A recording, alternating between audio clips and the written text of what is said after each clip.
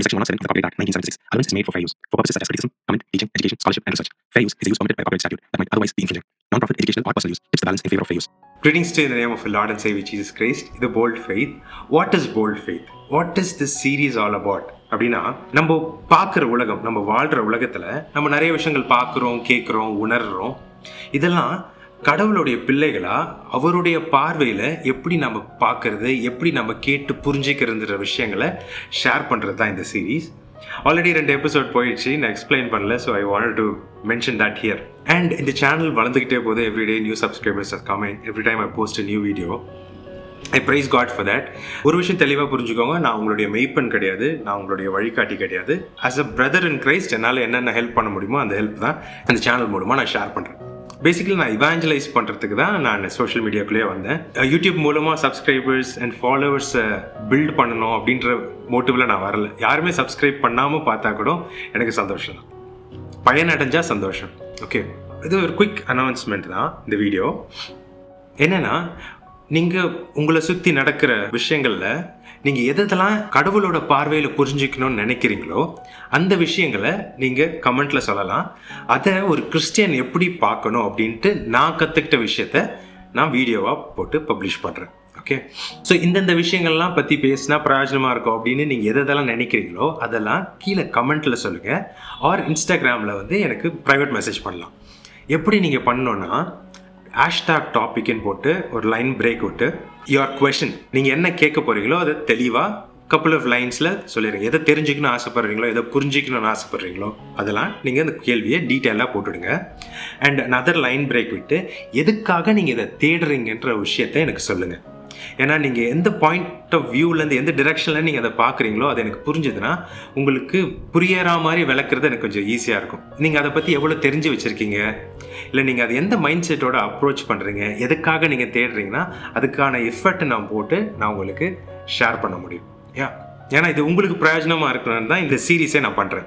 In case இதுதான் first time நீங்கள் என்னை பார்க்குறீங்கன்னா, நான் ஒரு டாபிக் எப்படி அப்ரோச் பண்ணுவோன்னு உங்களுக்கு தெரியலனா ஒரு சின்ன சாம்பிளாக இந்த எபிசோடில் நான் ஒரு டாபிக் எடுத்து பேசுகிறேன். பெட்ஸ் அப்படின்ற ஒரு விஷயத்தை பற்றி நான் பேச ஆசைப்பட்றேன். அது பாருங்கள், கேட்டு பாருங்கள். இந்த மாதிரி தான் உங்களுடைய உலகத்தில் நீங்கள் பார்க்குற விஷயங்கள்லாம் நீங்கள் ஆராய்ந்து புரிஞ்சிக்க ஆசைப்பட்றீங்கன்னா நீங்கள் கமெண்ட் பண்ணலாம்.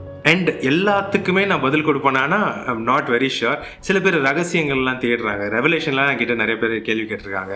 இதை பற்றி சொல்லுங்கள், இதில் பற்றி பைபிள் ஸ்டடிலாம் பண்ணுங்கன்ட்டு பர்சனலாக என்கிட்ட நிறைய பேர் கேட்டிருக்காங்க. முடியாதுன்னு சொல்லிடுவேன் நான்.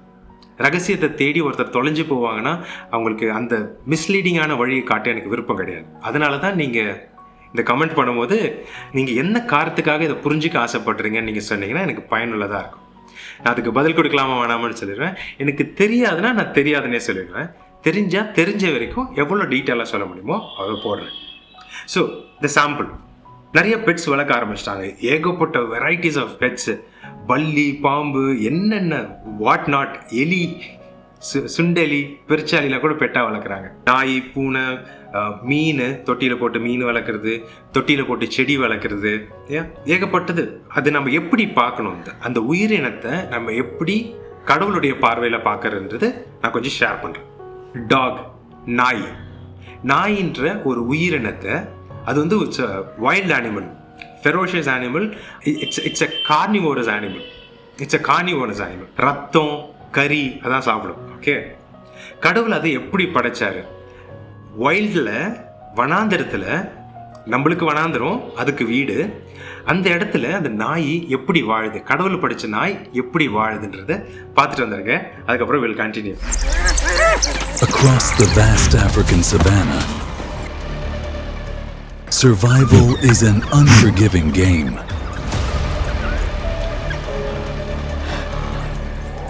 There is no favoritism, no surrender, only the law of the wild. In the golden grasslands, predators stalk their prey, each vying for dominance. But one predator reigns supreme, not through size, but through relentless strategy and unshakable unity.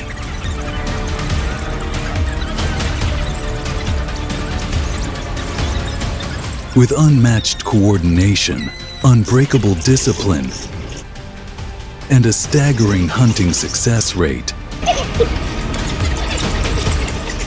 African wild dogs are the deadliest pack hunters of the savannah.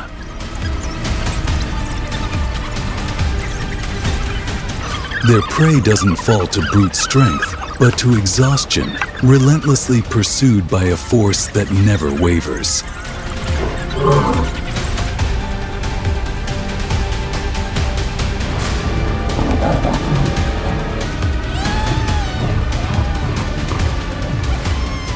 Wild dogs, the most ruthless predator in the grasslands of Africa. இல்லை, what a wild animal இல்லை, wild piece, ferocious, பார்த்தாலே பயமாக இருக்குல்ல. நாய் பற்றி ஒரு விஷயம் நீங்கள் பார்த்துருக்கலாம், கவனிச்சிருக்கலாம். இன்கேஸ் உங்களுக்கு இங்கிலீஷ் புரியலைன்னா, நாய் கூட்டமாக தான், பேக்காக தான் வாழும், பேக்காக தான் வேட்டையாடும். எப்பவுமே கூட்டமாக வாழ்கிறது. உல்ஃப்லாம் கூட அதே மாதிரி தான், கூட்டமாக வாழ்கிற அனிமல் நாய். தனியாலாம் இருக்கக்கூடாது, தனியாகவே இருக்கக்கூடாது, கூட்டத்தோடு தான் இருக்கும். அதுக்கு ஒரு ஆல்ஃபா இருக்கும் அண்ட் அதை ஃபாலோ பண்ணுற ஒரு கூட்டம் இருக்கும். ஆல்ஃபா ஆல்வேஸ் ஒரு நாயில் ஒரு பொட்டை நாய் தான் ஆல்ஃபா, தலை, ஹெட்டு. ஓகே, நாய் ஒரு மிருகத்தை அடித்தா உயிரோடு சாப்பிட்டுடும், சாகிற வரைக்கும் வெயிட் பண்ணாது. சிங்கம், புலி, சிறுத்தை, இந்த அனிமல்லாம் கழுத்தை பிடிச்சி உயிர் மூச்சு நிற்கிற வரைக்கும் கழுத்தை பிடிச்சி சஃபகேட் பண்ணி சாவடிச்சிட்டு அதுக்கப்புறமா தான் சாப்பிட ஆரம்பிக்கும். ஆனால் நாய் அந்த மிருகம் உயிரோடு இருக்கும்போதே சாப்பிட ஆரம்பிச்சோம். குடலெல்லாம் பிச்சு வயிற்றெல்லாம் கிழிச்சு சாப்பிட்டு காலி பண்ணிடும். ஏன், எலும்பு கூட மிஞ்சாது, எலும்பு தோல் எதுவுமே மிஞ்சாது, எல்லாத்தையும் சாப்பிட்டுடும். ஒன்று விடாமல் எல்லாத்தையும் சாப்பிட்டுடும் நாய். மற்ற அனிமல்ஸ்லாம் எலும்பெல்லாம் மிச்சம் வைக்கும், நாய் எலும்பு கூட மிச்சம் வைக்க. அதுதான் நாய். இந்த மாதிரி ஒரு படைப்பை நாம் எப்படி பார்க்குறோம், நம்ம அன்றாட வாழ்க்கையில் நம்ம நாயினா நம்மளுக்கு எப்படி பார்க்குறோம்? சோஷியல் மீடியா மூலமாக, இன்டர்நெட் மூலமாக. நிறைய பேர் வீடுகளில், ஃப்ரெண்ட்ஸ் வீட்டில், சொந்தக்காரங்க வீட்டிலலாம் நாய் இருக்குன்னா அந்த நாயை நம்ம எப்படி ட்ரீட் பண்ணுறோம் அதை கொஞ்சம் பார்த்துட்டு வாங்க.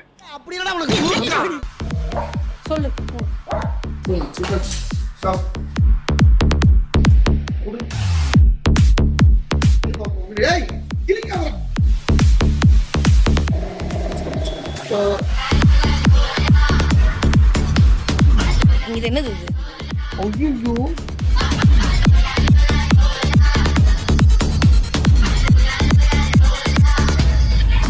போடு போடு போடு. ஐயோ,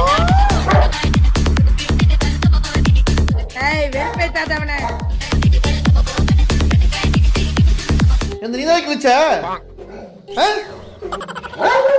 ஏய்,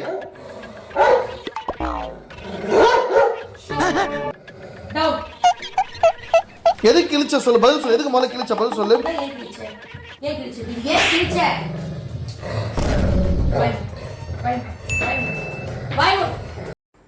பா, நம்ம என்ன பண்ணலாம், நாளைக்கு சோட்டுவை வாக்கிங் கூட்டு போயிட்டு வந்துருவோம்ப்பா.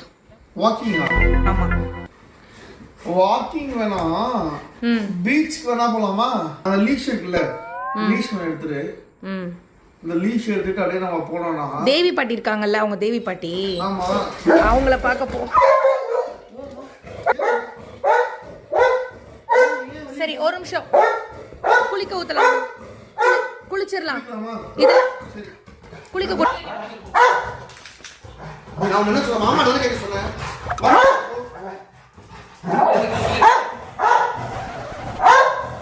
திட்டாம கேளு, திட்டாம கேளு. கத்தாம கேளு. உட்காரு உட்காரு உட்காரு.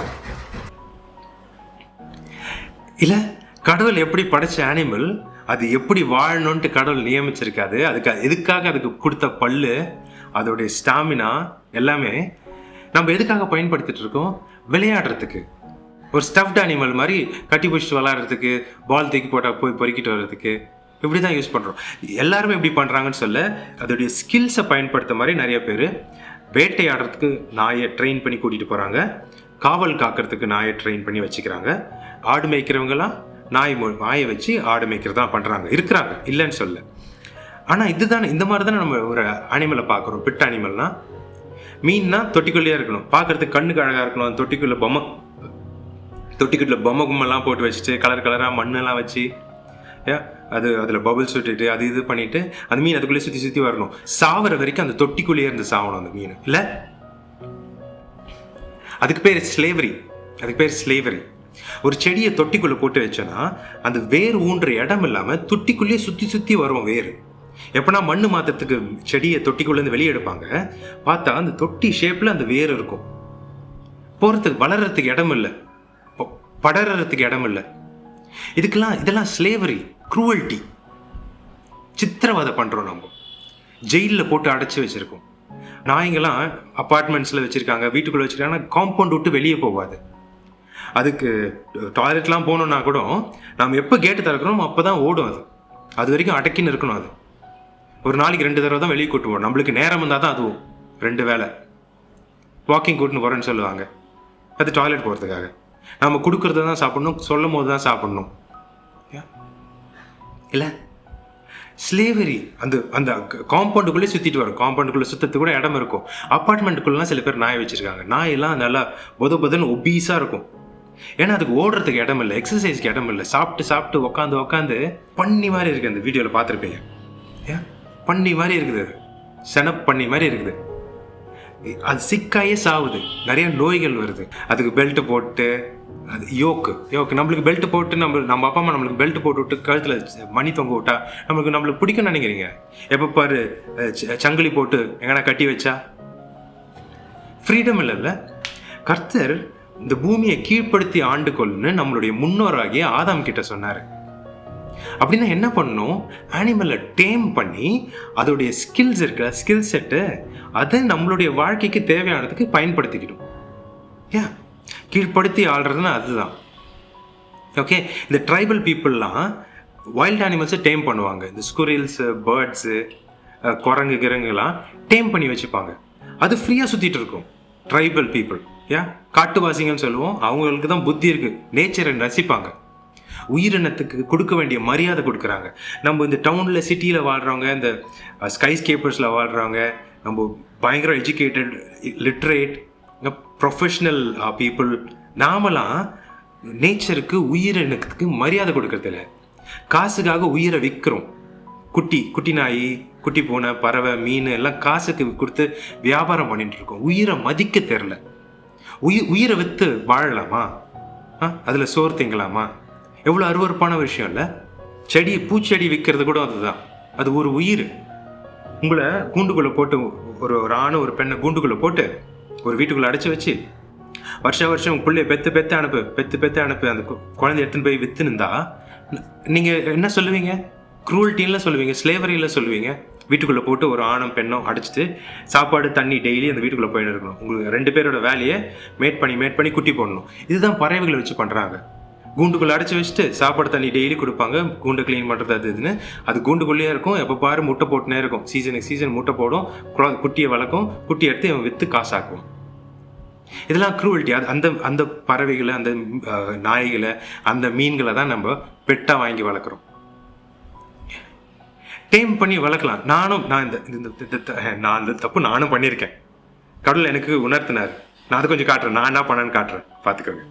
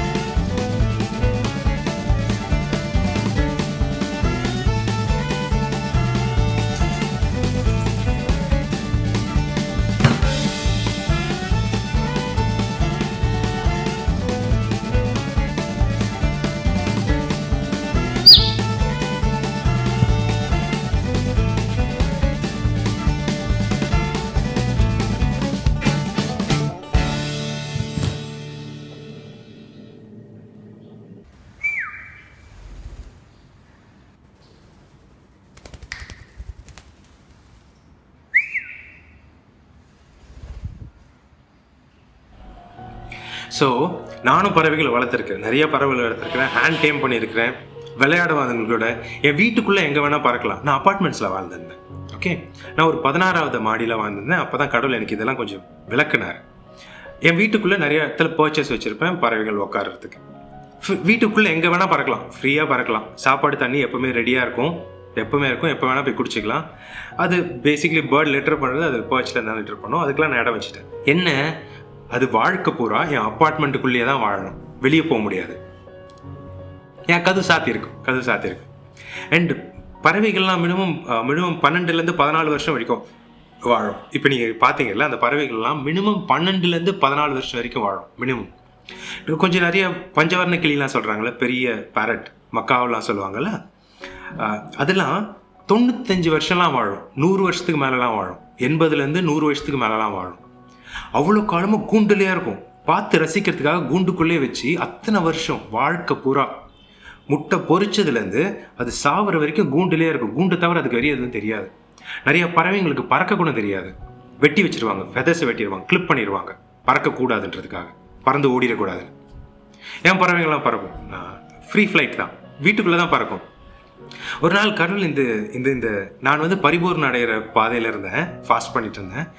அப்போ எனக்கு இந்த தாட் கொடுத்தாரு, நான் இன்னும் பரிசுத்தமாகணும் கடவுளே, நான் என்னென்னலாம் கைவிடணும், என்னென்ன பாவம்லாம் என்கிட்ட இருக்குது காட்டுங்க, நான் விட்டுடுறேன் அப்படின்ட்டு நான் ப்ரே பண்ணியிருந்தேன்.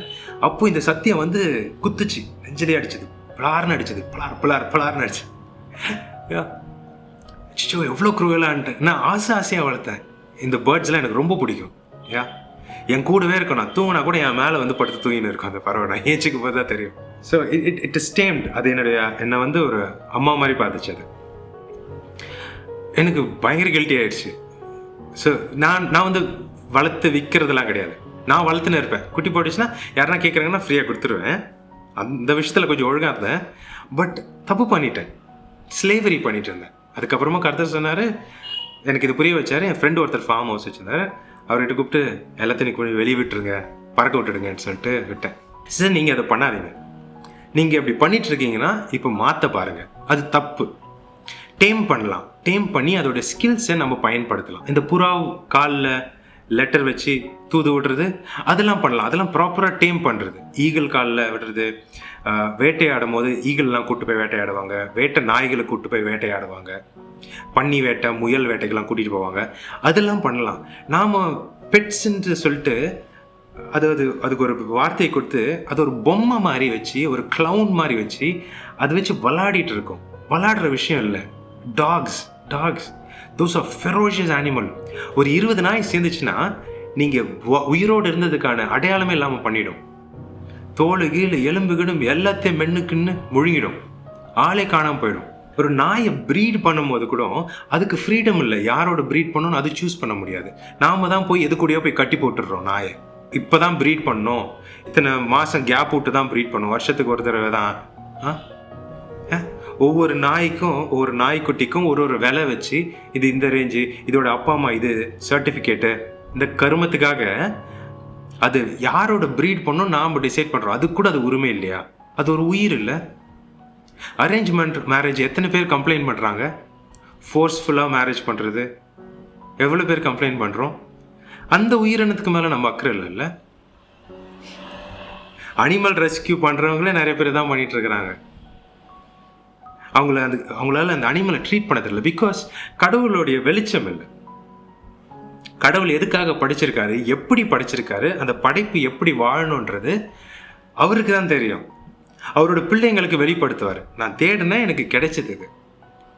So that's what I would like to share. இந்த மாதிரி தான் நான் எல்லா டாபிக்ஸும் டேக்கிள் பண்ணுவேன். இப்படி தான் நான் பார்க்குறேன். கடவுளுடைய வெளிச்சத்தில் எல்லாத்த விஷயத்தையும் பார்த்து புரிஞ்சு அதன்படி நான் வாழ கற்றுக்கிறேன். நான் ஒவ்வொரு விஷயம் நான் என்னென்ன கற்றுக்கிட்டனோ அதெல்லாம் நான் ஷேர் பண்ண ஆசைப்பட்றேன். உங்களுடைய கேள்விகளை நீங்கள் கேட்கலாம். நான் எப்படி அதை பார்க்குறேனோ, எப்படி நான் அப்ரோச் பண்ணுறேனோ அதுதான் நான் ஷேர் பண்ண போகிறேன். ஓகே, கீழே கமெண்ட் பண்ணலாம், இல்லாட்டி இன்ஸ்டாகிராமில் எனக்கு மெசேஜ் பண்ணலாம். இன்ஸ்டாகிராமோட லிங்க் டிஸ்கிரிப்ஷனில் இருக்கும், இல்லாட்டி ஸ்க்ரீனில் தெரிகிற இந்த ப்ரொஃபைலில் போயிட்டு நீங்கள் எனக்கு மெசேஜ் பண்ணலாம். இன்கேஸ் நீங்கள் தமிழில் நீங்கள் இதெல்லாம் டைப் பண்ணி அனுப்புறீங்கன்னா, தமிழ் எனக்கு படிக்கிறது கொஞ்சம் கஷ்டம், எழுத்து கூட்டி தான் படிப்பேன். ரொம்ப பெருசாக எழுதாதீங்க, ரொம்ப பெரிய பேசேஜாக எழுதாதீங்க, கொஞ்சம் சுருக்கமாக எழுதுங்க தமிழில் எழுதாதான். That's the end of this episode. In case if you want to follow, மேலே இருக்க லிங்க்ல ஃபாலோ பண்ணலாம். அண்ட் இந்த சீரீஸோட மற்ற எபிசோட்ஸ் பார்க்கணும்னா கீழே இருக்க லிங்க்ல பார்க்கலாம். May the Lord God give you more understanding on how to see this world. In Jesus' name, Amen. See you.